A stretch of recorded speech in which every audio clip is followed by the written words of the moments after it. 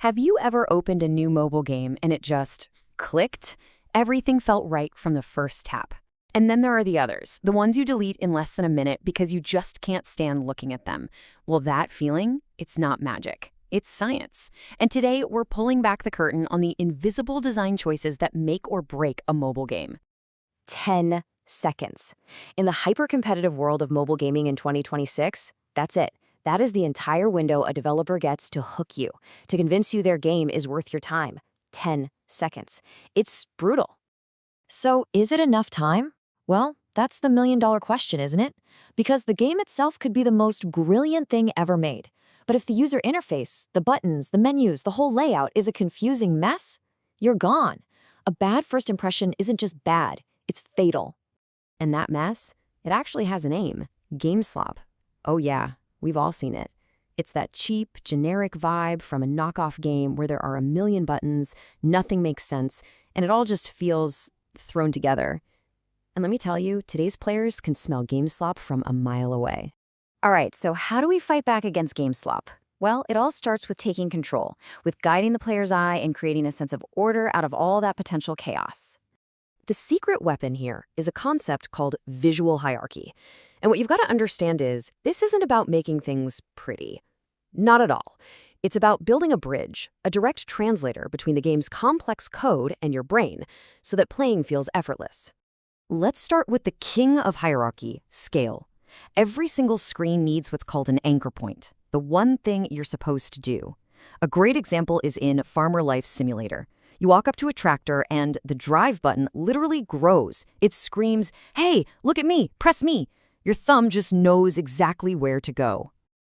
And get this, there's even a rule of thumb for it. For an element to really grab your attention, it needs to be at least 20% bigger than everything else around it. That little bit of extra size is all it takes to hack into your brain's autopilot and make it the very first thing you see. This quote just says it all, doesn't it? A great UI doesn't scream at you from every corner of the screen. No, it's smart, it whispers, it picks the one thing that matters right now and makes sure you can't possibly miss it. Okay, next up, color. And again, this is not decoration. It's a navigation system. Just think about a health bar in a game like Mother Simulator. When it's full and green, who cares? It's just background noise. But the second it dips into the red, bam! That high contrast color is an alarm bell for your brain, pulling your focus exactly where it needs to be. Now, this whole idea of importance also applies to how things are grouped. See, our brains are just wired to assume that things placed close together are related.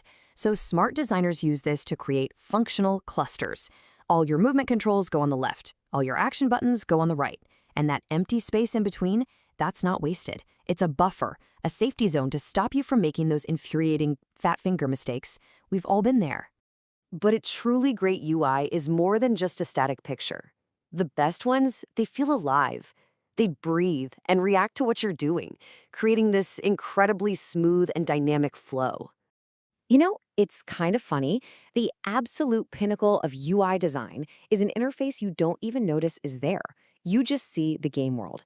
And this magic trick is pulled off using a technique called progressive disclosure inside a contextual HUD. The idea is actually super simple. Just show the player what they need only when they need it. Think back to Farmer Life Simulator. When you're running around the farmhouse, do you need to see the tractor's fuel gauge? Of course not. So the UI smartly hides it. But the moment you hop in the driver's seat, it fades into view. This keeps the screen clean and pulls you way deeper into the game.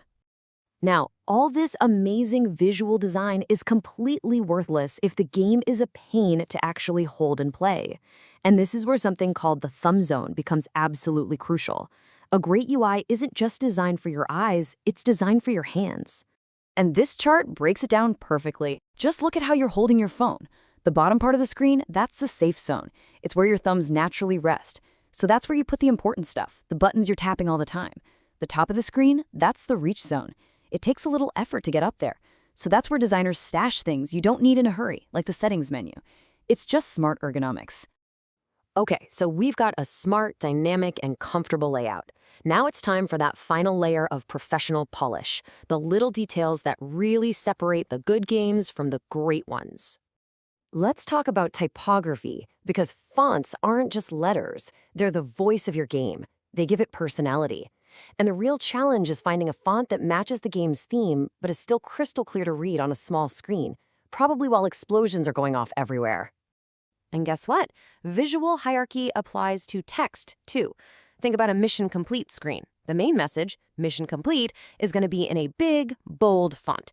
But the little details, like plus 500 points, will be in a lighter, smaller one. Your brain instantly knows what to read first without even thinking about it. And for mobile, the rules are non-negotiable. You want clean, simple, sans serif fonts. Why? Because you can read them in a split second. Those super thin, elegant fonts, they vanish on a bright phone screen. And those wild, decorative fonts, they become a hot mess the second the action ramps up. Clarity is everything. Full stop.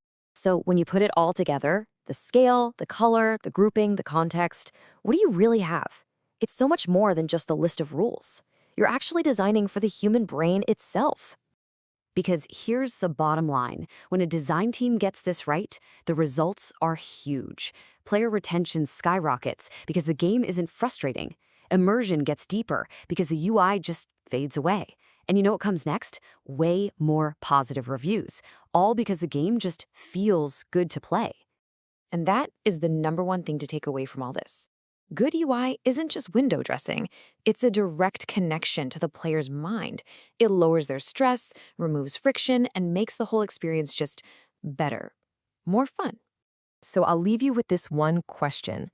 The next time you fire up a game on your phone, really look at it. Are you just seeing the fantasy world? Or can you now see the invisible hand of the designer, carefully guiding your eyes and your thumbs with every single tap? Something to think about.